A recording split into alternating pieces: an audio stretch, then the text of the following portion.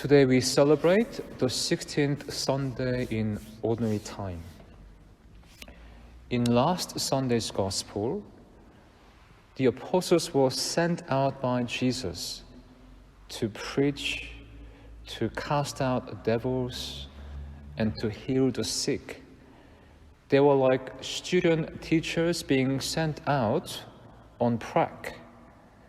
They were like seminarians being sent out to get a taste of pastoral ministry. In today's Gospel, the apostles have returned with so much to say to Jesus about what happened. They seem happy to continue in their formation, happy to continue in their training to become shepherds, spiritual shepherds. Our first reading from the book of Jeremiah speaks about shepherds. At first, about bad shepherds. The Lord said, "Doom for the shepherds who allow the flock of my pasture to be destroyed and scattered. You have let my flock be scattered and go wandering, and have not taken care of them." I have to admit that as a priest reading these verses, I feel a pang of guilt and fear, because I know that in some way I have exemplified what it means to be a bad shepherd. I know that in some way I am responsible for not looking after the people of God as they deserve to be looked after. So please say a prayer for me. Pray that I may learn to be a better priest each day. There was a terrible shepherd, a terrible leader. His name was Herod. What is interesting about the Gospel of Mark is that right between last Sunday's reading and this Sunday's reading, there's a story inserted right in between the two in the Gospel of Mark. And that story has to do with the beheading of John the Baptist at the hands of King Herod. As we know, Herod was living with Herodias, who was the wife of his brother, but his brother was still alive. But King Herod, being more powerful than his brother, thought that he could get away with this. John the Baptist pointed out that this was wrong, and for this he was put into prison. One day, the daughter of Herodias gave a dazzling dance that pleased Herod.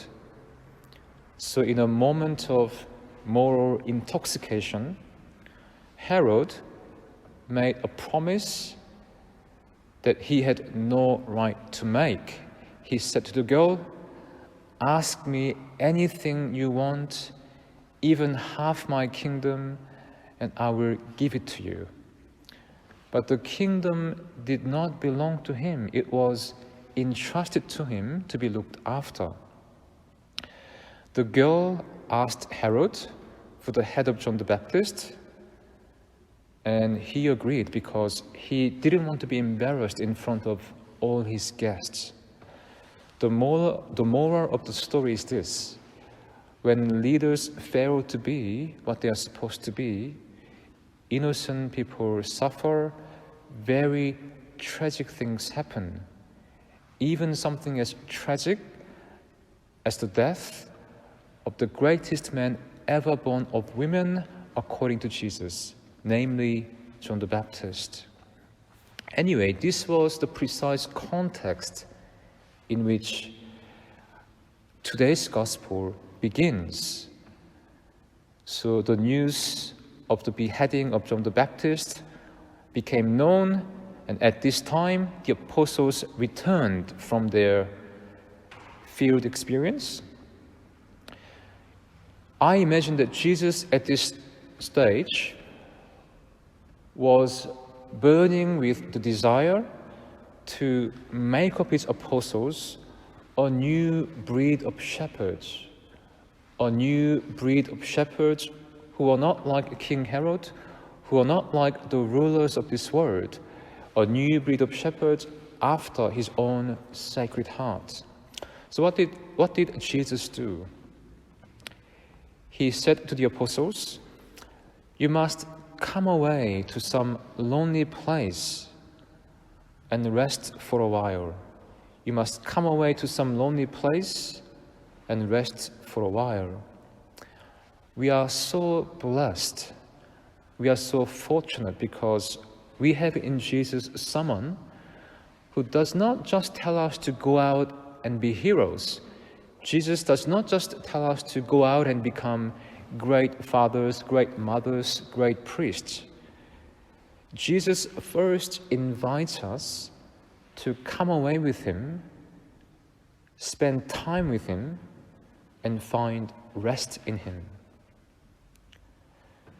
Do we sometimes struggle to do what we are supposed to do? Do we sometimes feel inadequate for what it is that we are called to be?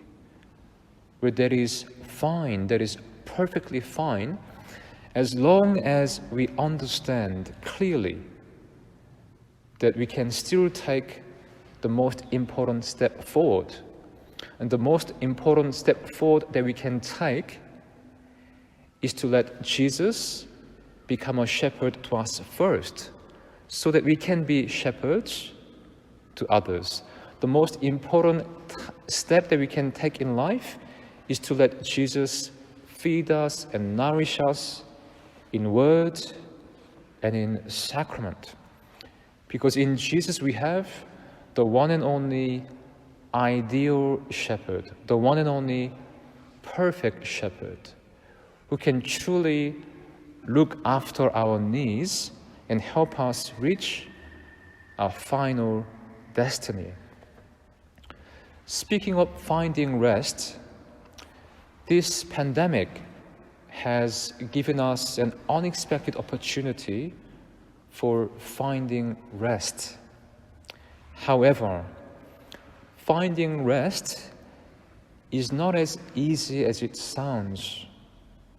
For example, when we slow down and enter into solitude or silence, one of the things that tends to happen is that we become more conscious of what it was we were not so conscious of before when we were busy and preoccupied. And this can be rather challenging, even frightening, because it means that we are coming to face some of the complications of life which are yet to be resolved in us. It means that we are coming to terms with some of the fragmented aspects of our being which are yet to be reconciled in us. And this process can seem rather challenging, even frightening, which is why it is such an easy temptation for us to try to bypass this process by turning to distraction or turning to something like the mainstream media that pretends to explain everything to us so that we don't have to go through our own internal processes. But the fact of the matter is that we are still lost, perhaps more than ever. We are lost. In our gospel today, there was a large crowd that followed Jesus to where he and the apostles were. When Jesus saw this large crowd, he was moved.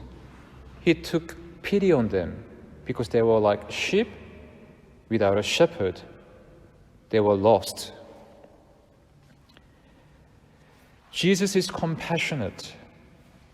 That means that his heart burns with merciful love when he sees that we are in trouble, we are lost, or we are in pain. This is why Jesus is the good shepherd who laid down his life for us. Jesus walked the way of the cross for us all the way to the end in order to face for himself all the trials we could possibly face in life. And by rising from the dead, Jesus showed us that his love is greater. His love is greater than any burden which might be weighing on our conscience right now.